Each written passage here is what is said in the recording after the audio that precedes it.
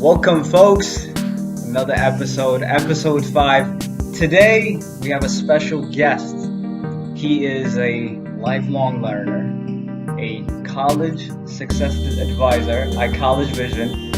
He's also a life coach at one point, an entrepreneur, and money advisor. Many things I can encapsulate in one thing. But thank you for being here, Benjamin Concepcion. Thank you for the strong introduction. The mutual. The least I can do. I actually got to commend you for something because you were the person that was responsible in introducing me to Toastmasters. I don't know if you remember. We went, yeah. You know, now I'm an avid member. I'm actually an officer for the Toastmaster Club at my job. Yeah, man. It is, and I gotta. If it wasn't for you, I don't think I would be there. So much appreciated. No problem at all. So let me ask you this, right? You have one of the best job titles I've ever heard. Success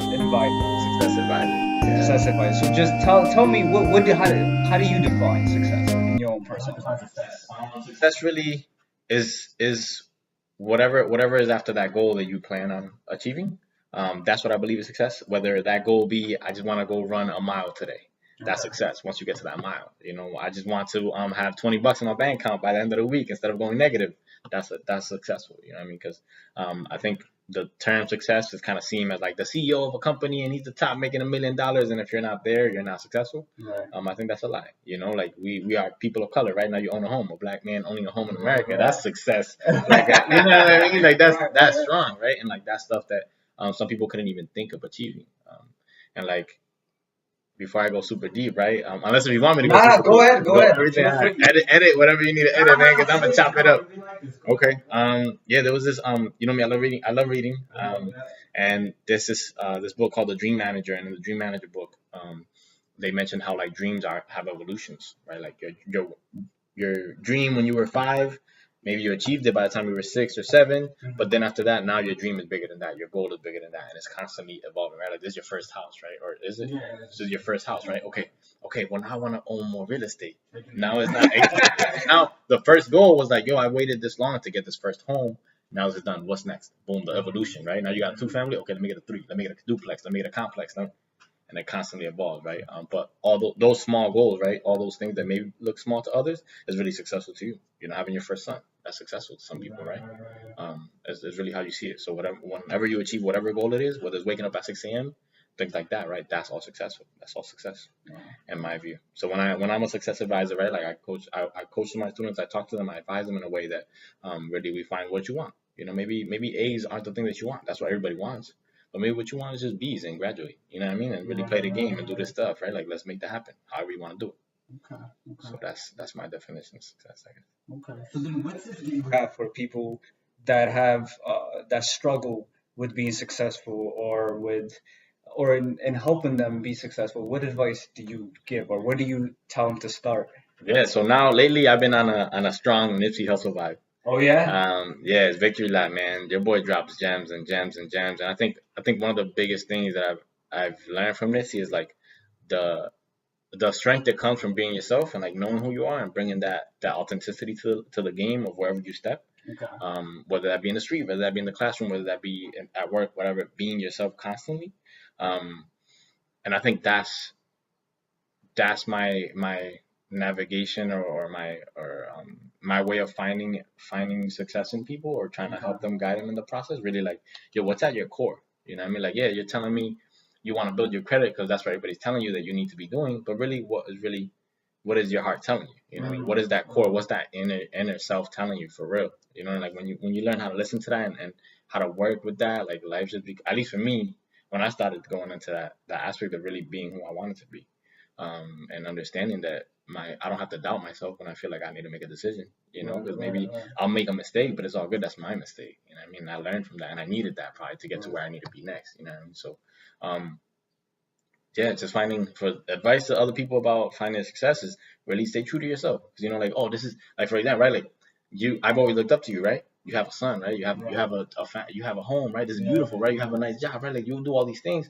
It's not like I'm gonna be like, oh, I'm trying to take your shine. You know what I mean? Like I would never.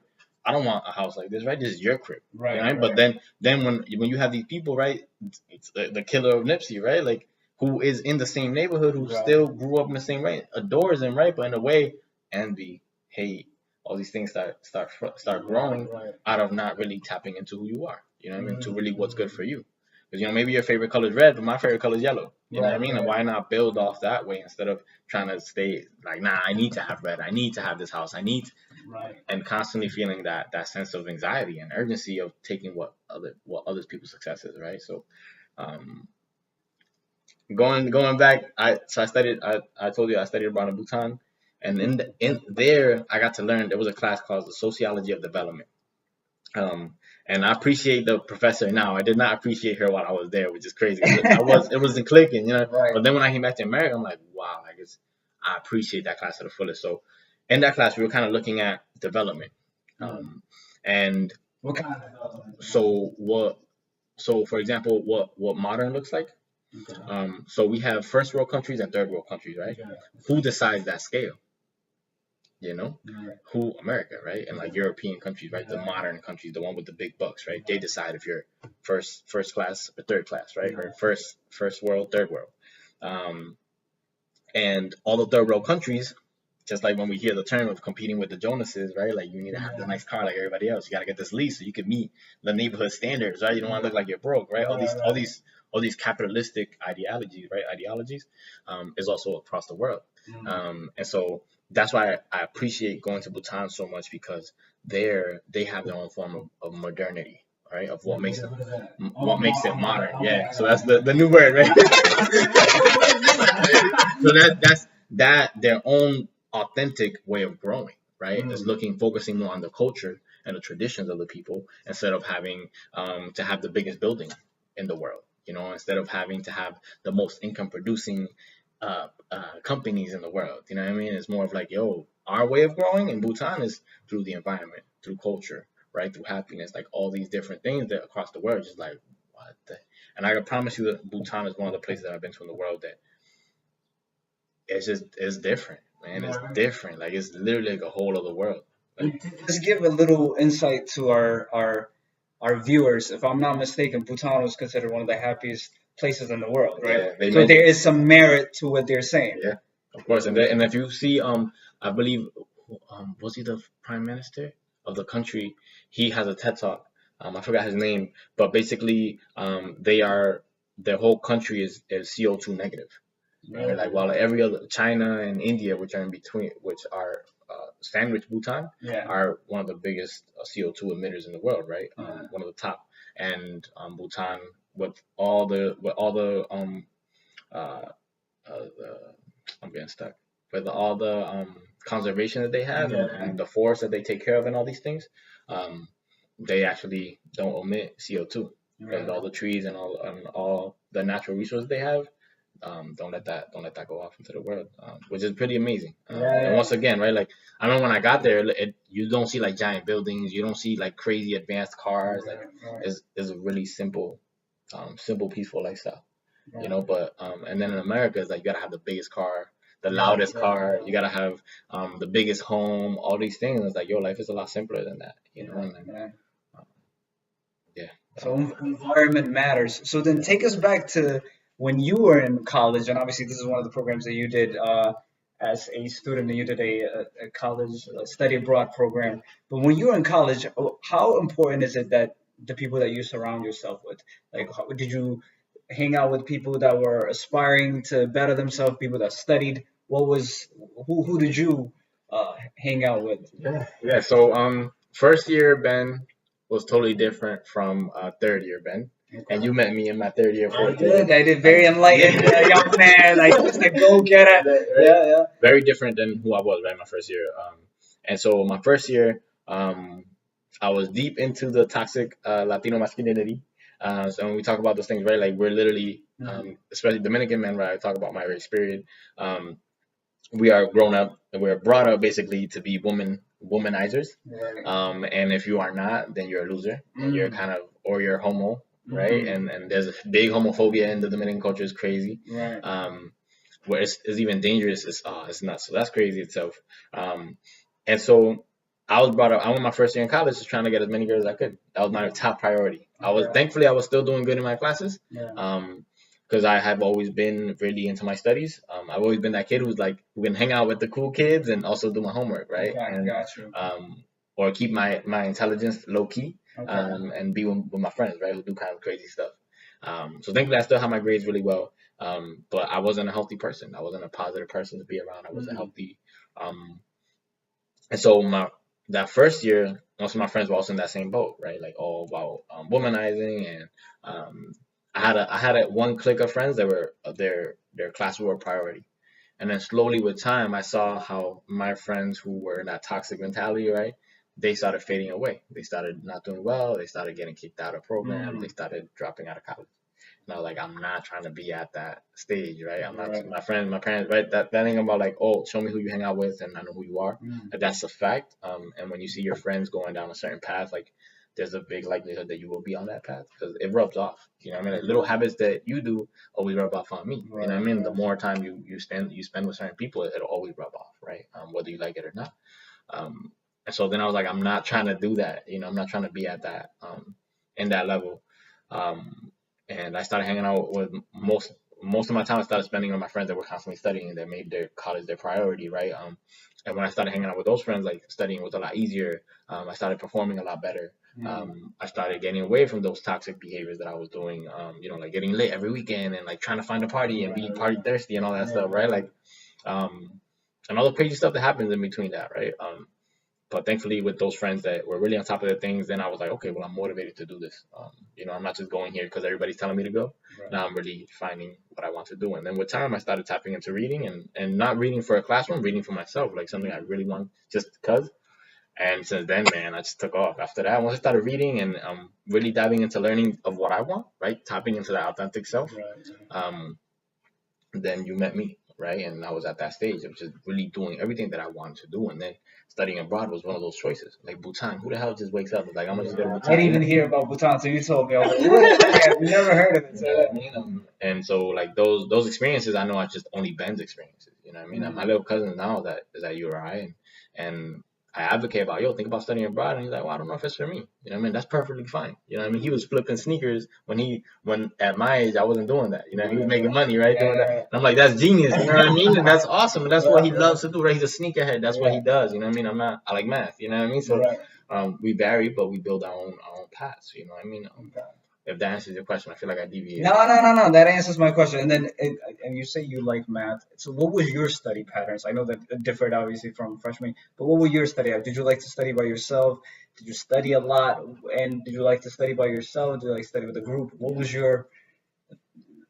So I did it. I liked it all. I normally we had a big friend group. We still are. We went to Aruba recently together. Oh yeah, okay. Well, a while ago. We went to Cali recently. Like we're still together. We're a really strong group. We're like 10 or 11 deep. Um, and I'm the math guy. So I was teaching. My friends would go to class with me to math, and we were all mostly in the sciences. I majored in biology. And so we were all in the sciences. I was really strong in math. I have another friend of mine who's really good at bio. So I was okay at bio, but it wasn't my top strength. So when we would all try to study on our own, whatever the topic was, and then at a certain time throughout the week or something, we would set up a time to meet together and study and go over the material, whatever it was for that week or whatever, before the exam or anything.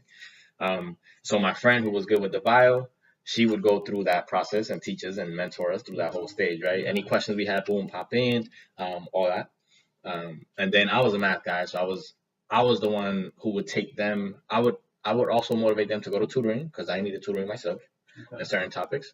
So I was strong at math, but I also knew I was lacking at something. You know what I mean? So when I knew that, I would go to tutoring. I wouldn't waste time because that's the thing. Like especially in math is like a building block, right? So if you don't know what 2 plus 2 is now, you won't know what 4 times 2 is. You know what I mean? So it's always a building block. So when you miss a little bit, you're just gonna get that. You're gonna be hit the whole semester, and it's gonna feel like a longer semester, and it's just gonna be like I don't even want to be here anymore. You know what I mean? So whenever I saw something was lacking, I would go to tutoring instantly, devour the information, understand it, boom, boom, and then bring it back to my friends. You know what I mean? And then we would all kind of decipher it and understand it, and then we go into the exam ready, prep, on deck, and we all passed. We all graduated. Every single one of us in our crew graduated. Not one of us failed. And if one of us actually took a semester off, changed majors multiple times, and we still passed. You know what I mean? Yeah. So it was really cool. And then in terms of like for the math class, I would have to study whatever the new material is. I would have to study it on my own. So that was my independent work. I like for something anything brand new to me, I need to understand it by myself. I get really frustrated. I got I get frustrated when I see something new and you're over here on the side telling me, no, no, you gotta. I'm like, no, shut up. I gotta understand. yo, I gotta experiment myself that going left is wrong and right is right. You know what I mean? I gotta do it on my own first to understand why left is wrong. You know what I mean? Because if I don't understand the why, if you just tell me the answer, I'm gonna be frustrated. So I always gotta once again learning about yourself, right? Your authenticity, who you are, right? What's comfortable to you. Okay. And so that's when I'm like, yo, this is what I need. So I need an hour or a day just to myself understand this, boom, boom. Then once I see that I'm lacking in something, okay, everybody let's go to tutoring with what we know now. Let's all get together, boom, tutoring, okay, understand it. Okay, now we get it. Let's go back. Okay, the exam's in a week. Okay, let's all get together at so and so date, at so and so time, and let's get it popping. You know what I mean? We all got this exam on this date. Let's say like 3 days before. Let's chop it up and see what we got, see what we know. You know, and then when the exam came, ready. You know, and then through those situations, like all the little strategies that everybody knows kind of rubs off. So a friend of mine was like, man, just I can't remember all these equations, so I just as soon as I sit down, I just write them down. I'm like, oh, cool. Yo, I took that for my math class, I took them for my chem class, and I took that for my bio class. So like for bio, it was the definition that I'm like, what is that? Okay, I would write down the key words like pseudo, right? Like that means fake, right? A polar is like, oh, okay, it likes water and stuff, right? Like all these little definitions, because right, I speak Spanish and English, so there's some words that I'm like, I don't even know what the hell it means, you know? Right. Like I joke around with people, but like the word budget, it sounds like a bird sound, you know what I mean? Like when there's no way that the word budget sounds like you gotta do something with money to me, Right. because having different languages, you kind of see words and understand things a different way. Like cephalus means something about the head in anatomy, and I'm like, how did like cephalus sounds like a sickness? You know, I don't know. It's strange. Like all these key words. So for bio and stuff like that, anatomy, I would like find those little patterns. You know what I mean? And make sure when I go to the exam, I'm ready. Well, I'll write these things specifically, and I'm ready on deck, and I'm not scared. You know what I mean? In chemistry, all that stuff, I had to use all those little tricks that I learned from other people. You know? Yeah. So by studying together, you found shortcuts or other effective methods of doing things. And you also mentioned tutoring. How do you think, like for current students or for you, how helpful, whether it's tutoring or coaching, do you think that's something that's helpful? Or Yeah. Because the thing about tutoring and coaching is there's it's really sometimes it's really tough to see your own flaws, you know, and even your own strengths, like even your own superpower, right? People are telling me like, oh Ben, you have the like a social superpower, right? Like I like to communicate with people, I like meeting people. Yeah. But to me, it's like my superpower, my weaknesses is like this, right? Like I just can't see it. You know, you see it, you're like, oh Ben, there's something right there. I'm like, yo, what are you talking about? I don't, you know, how are you gonna see that, right? So the same example goes for your strengths and weaknesses. So to get to the stage of okay, yo, I need tutoring. Oh, I need coaching.